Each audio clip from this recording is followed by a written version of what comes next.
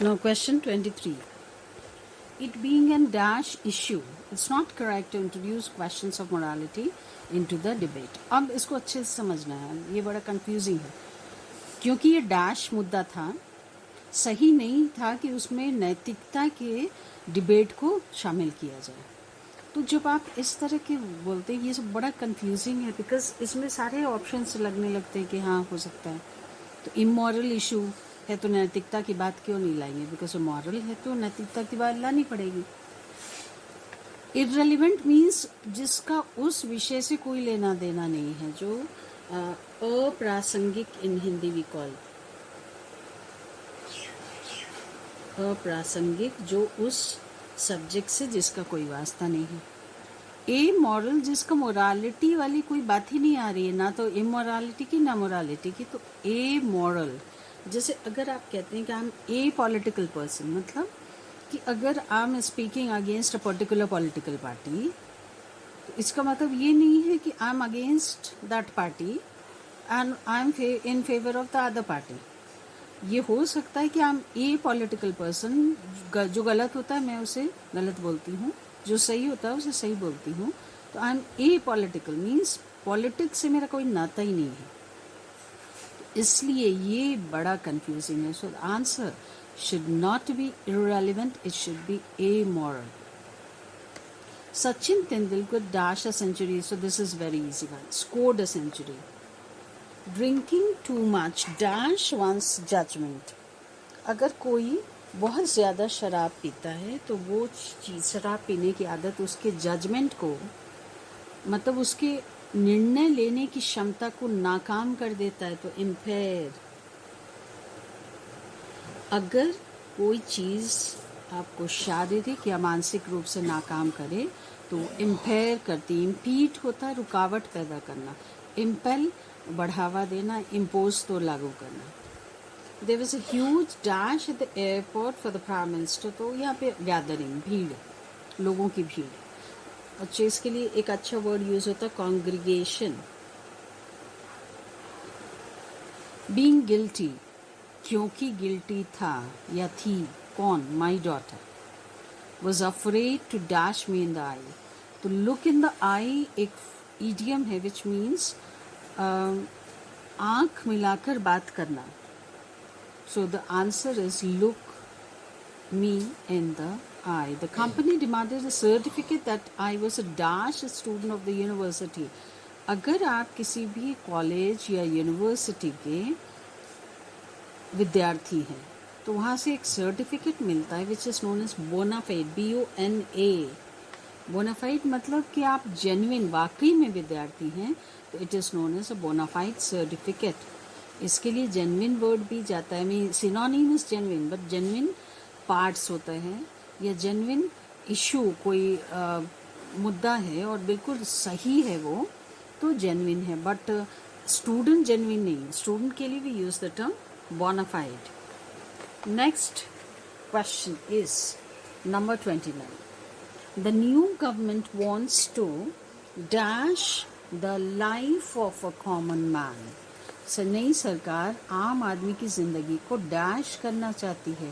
तो अगर आप किसी चीज़ को सुधारना चाहते हैं, कुछ बुरी चीज़ है, बुरी स्थिति है, उसको बेहतर बनाना चाहते हैं, तो आप एमेलियोरेट करते हैं, मिटिगेट करते हैं, या लेसन करते हैं। तो ये मतलब बुरी चीज़ को और कम कर देना, उसकी बुराई को, या उसमें सुधारना।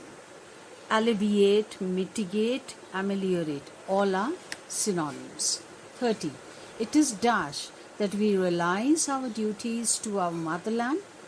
If we fail to do so, our freedom will be in jeopardy.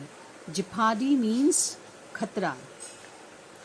तो ये हमारा ये ज़रूरी है कि हम अपनी मातृभूमि के प्रति अपनी जिम्मेवारियों को समझें।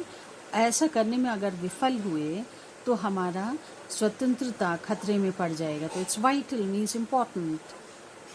अब इसमें एक वर्ड है डी, वर्चुअस मीन्स गुण से भरा हुआ, अच्छाइयों से भरा हुआ, एंड एंटोनिम इज विशियस, बुराइयों से भरा हुआ। While also means mad. 31. Will you please dash from interfering in my personal affairs? क्या आप मेरे व्यक्तिगत मामलों से डैश कर इंटरफेयर करने से डैश करेंगे, मतलब परहेज करेंगे? मतलब आपसे इनफैक्ट आप बोल रहे हैं बड़ी कर्टियसली, बट आप कह रहे हैं कि मेरे पर्सनल मामलों में इंटरफेयर मत करो. तो अवॉइड फ्रॉम, नो, अवॉइड के जस्ट बाद बिफोर आता, अब इसमें ग्रामर अप्लाई करना है. Desist may also be used. Prohibit आप दूसरों को रोकने के लिए करते हैं, और abstain परहेज करना. तो यहाँ पे answer should B abstain from.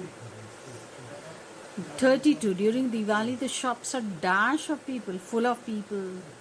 अब crowded क्यों नहीं है? This the better word because of preposition crowded with people. और bubbling with confidence. अगर आप आत्मविश्वास से लबरेज हैं, सराबोर, छलक रहा है आत्मविश्वास, तो यह bubbling with confidence, this is a phrase. 33. The oil crisis highlighted the need to develop new dash of energy. मतलब जो ऑयल का संकट था, उसने ये चीज़ इस बात पे प्रकाश डाला कि हम एनर्जी के नए सोर्सेस का पता लगाएं, स्रोतों का, ताकि इस ऑयल की कमी से हम लड़ सकें. तो सोर्सेस होगा. 34. The miser gazed dash the pile of gold. अब जो कंजूस व्यक्ति था वो सोने के ढेर को बहुत लोलुपता, लालच से देख रहा था. तो जैसे एविडली जो वर्ड है, अर्नेस्टली मीन्स सिंसियरली होता है, तो सिंसियरली कोई भी नहीं देखेगा, लालच से ही देखा. थॉटफुली, भाव बिल्कुल विचारों में डूबकर भी नहीं देखागा. एडमायरिंगली मीन्स प्रशंसा से भर के. तो प्रशंसा से ज़्यादा यहाँ की एक भावना है, लालच की भावना जो भरी हुई है. तो इसके लिए भी यूज़ फर्वेंटली, एविडली या ग्रीडीली, ये सब वर्ड्स जाएगा. So the answer should be avidly. 35. Despite everyone trying to convince him of the truth, he still sticks to his dark stand. हालांकि हर कोई उसे समझाने की कोशिश कर रहा है सच्चाई के बारे में, वो अभी भी अपने अड़ियल रवैये पे अड़ा हुआ है. तो नॉर्मली ऐसे देखिए, हॉटी इज़ घमंडी, एरोगेंट इज़ ऑल्सो घमंडी, ऑब्स्टिनेट अड़ियल. लेकिन जब ऑब्स्टिनेट पर्सन होता है, contumacious and obstinate are actual synonyms, but जब रवैया है तो it's better to use contumacious, अड़ियल रवैया. कॉन्टुमेसी होता है मतलब एक्चुअली उसका एक्चुअल लिटरल मीनिंग होता है कॉन्टुमेसी का, उल्लंघन करने की आदत. तो उसको यहाँ पे वो बेटर है, बिकॉज कॉन्टुमेसी एक रवैये की ओर ज़्यादा इशारा करता है और ऑब्स्टिनेट एक पर्सन की ओर. 36. Because of diesel dash, many garages are introducing rationing. तो rationing कब किया जाता है? जब किसी चीज़ की कमी होती है, तो shortage. 37. The world is so constructed. दुनिया का निर्माण इस तरह से हुआ है that if you wish to enjoy its pleasure, कि अगर आप उसके आनंद को enjoy करना चाहते हैं तो उसके दर्द, उसकी पीड़ा को भी सहन करना होगा. So the term for सहन करना is endure. 38. A man who commits a wrong, जो व्यक्ति कोई गलती करता है, may be required to dash his property as a penalty. तो अगर गलती करता है और उसने गलती करने के दौरान किसी को इकोनॉमिक मतलब आर्थिक नुकसान पहुंचाया, तो अब उसे अपनी प्रॉपर्टी को देना होगा भरपाई करने के लिए. तो फॉरफिट मतलब अगर कोई आपसे जब्त करे और जब्त करने के बाद पे आप कोई रेजिस्टेंस नहीं दिखा रहे हैं, तो आप उसको फॉरफिट कर रहे हैं.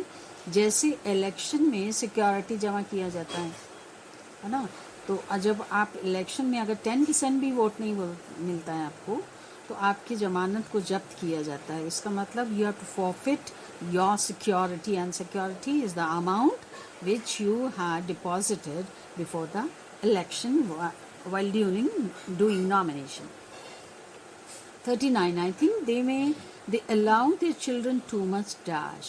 मुझे ऐसा लगता है कि वे अपने बच्चों को बहुत ज़्यादा फ्रीडम देते हैं, बहुत ज़्यादा स्वतंत्रता देते हैं. तो इसके लिए जो वर्ड है that is levity. Latitude, you people know जो अक्षांश कहते हैं हिंदी में. लैसिट्यूड इज सुस्ती, लिबरलिटी दूसरे लेवल की स्वतंत्रता, मतलब जैसे आप विचारों की स्वतंत्रता के लिए लिबरलिटी, और जब ऐसे आप किसी को कुछ करने की स्वतंत्रता देते हैं तो levity. 40 a little sincerity is a dangerous thing. अगर आप में किसी चीज़ के प्रति निष्ठा है लेकिन बहुत कम निष्ठा है, बड़ी खतरनाक चीज़ है. और अगर बहुत ज़्यादा निष्ठा है तो वो तो बिल्कुल जानलेवा ही हो जाता है. तो एब्सोल्युटली फैटल. अब यहाँ पे देखिए, ऐसे तो चारों words have the same meaning, entirely, completely, thoroughly. Thoroughly जब आप किसी चीज़ को पूरी तरह से पढ़ते हैं, कोई टॉपिक है, कोई चैप्टर है, कोई बुक है, तो normally we use the word thoroughly. Entirely पूरी तरह मीन्स फिजिकल सेंस, पूरी तरह. बट यहाँ पे किस चीज़ की बात कर रहे हैं? सिंसेरिटी की. तो इसलिए entirely is not like ways completely में भी वही फिजिकल सेंस थोड़ा आता है. द स्कीम फेल्ड, वो स्कीम नाकाम हो गया ड्यू टू द डैश ऑफ फंड्स. तो फंड की जब कमी होती है तो we use the term paucity. ठीक है, मीनिंग कमी. लेकिन खाने पीने के सामान की कमी है तो we use the term scarcity.